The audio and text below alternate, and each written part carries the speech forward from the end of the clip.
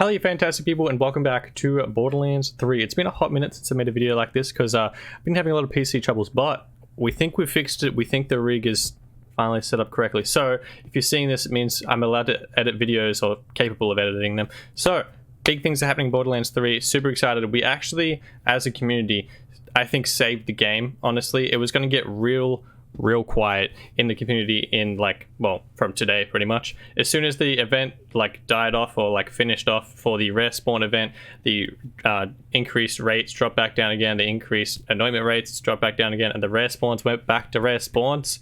I wasn't going to be interested in playing this game for a hot minute until some decent event came out and got me excited again. I might have started a new character for a playthrough in a couple weeks, but honestly I would have moved to another game to just have some downtime off Borderlands 3. But alas, as a community, everyone either complained enough or gave the suggestion, for example, I did many times, that they should keep rare spawns a thing. And as of the hotfix that is apparently already out, I am a little late to the party, so if you guys have seen this already, the hotfix made all rare spawns permanent spawns, which is exactly what we wanted, exactly what I wanted. I streamed killing Borderlands nates for 15 hours straight, just so I literally put it in the title so that Borderlands nates would become a constant spawn and all the rare spawns become constant spawns, and they did it, which is fantastic. So if you guys haven't seen the hot patch notes, there has been many things, and it's literally the perfect thing that everyone wanted. All rare spawns spawn all the time. Their drop rates have increased. I'm going to test how increased they are because I've said that before, but alas, they spawn every single time, so I'm happy regardless. Their anointment chance is also increased. Again, we'll test it, but that's pretty damn good. They did a good job of increasing the anointment rates in the event, so I'm keen to see if they've just continued the same amount, if they changed it up a little bit, but that is fantastic. Another huge thing is the melee 1 takedown.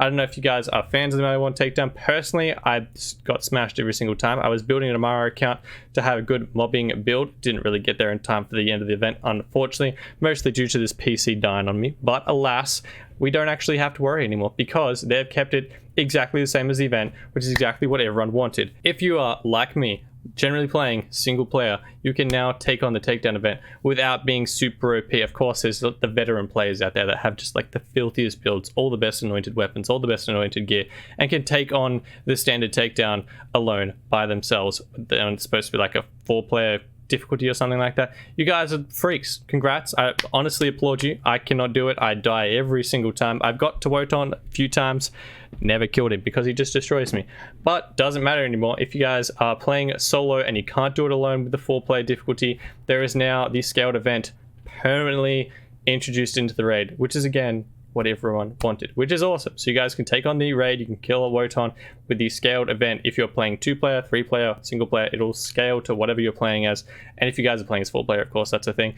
But again, if you guys are oh, that's stupid, I wanted the original difficulty, doesn't matter because they're catering for literally everyone. Apparently there's a switch now just before you start the raid. If you're playing single player and you're an absolute goat at this game, you can turn it to 4-player difficulty, the original difficulty that the raid was. So you guys can just take on Wotan by yourselves, go ham, and get probably more legendaries. I would assume it being scaled, you'd have an increased drop rate. But alas, it means everyone gets the best of both worlds. People that can't take it on, like myself, can now get the scaled version that is just single-player scaled, and then the people that are bosses can take on all 4 players worth of difficulty by themselves, which is awesome, and I'm super keen to just keep playing Borderlands 3. Honestly, it actually just revived. I was getting really worried that it was going to be really quiet and no one's going to be interested in playing until they brought out the next DLC or the event. But now I'm actually super keen to just jump back in because I didn't get a chance to farm all the rare spawns, and now that they're not rare spawns, it's going to be a lot of fun. On top of that, they did bring out another event. It's not that big a deal, but I don't really care because all the other previous news I've said so far is just so great. I'm keen as heck. It's just a little extra on top event that's happening right now until the 13th of February. It's already active because it was active from yesterday. The rare chest spawn event, I'm pretty sure is what it's called. Regardless of what it's called, it is essentially the chests now have an increased chance to drop legendary loot. So if you guys generally skip them whenever you're doing boss farms, your mobbing grounds, anything like that, check them out for the next 2 weeks because they have an increased chance of dropping legendary loot. I would assume some of that could be anointed. So if you guys are looking for your particular ornaments or particular legendary weapons, check out the chest because they have an increased chance over the next couple of weeks. On top of that, they're promoting their Twitch Echo Cast extension thing. I'm personally going to be trying to stream on both YouTube and Twitch over the next couple of weeks to a month. I'm going to try and do both stream platforms, and then eventually migrate to just Twitch streaming, and then I'll just upload to YouTube because I'm not going to leave YouTube. YouTube's not the greatest streaming platform, but alas, we're going to try and use that extension, which, if you guys don't know what that is, if you're watching Borderlands 3 players, just stream Borderlands. If they open one of those chests, you have a 1 in 4, I believe is the thing written on their patch notes, chance of getting that legendary gear for yourself. If you have it connected from your Borderlands 3 account to your Twitch account, if you're watching streamers, you don't even have to be playing the game. It'll just send it to your, I believe, your mailbox. It's via your Shift account, which is pretty damn awesome. So if you guys want to take advantage of that, if you're watching Borderlands 3 players already, you can hop into one of my streams once I set all up in the next few days, and you can get yourself some extra loot.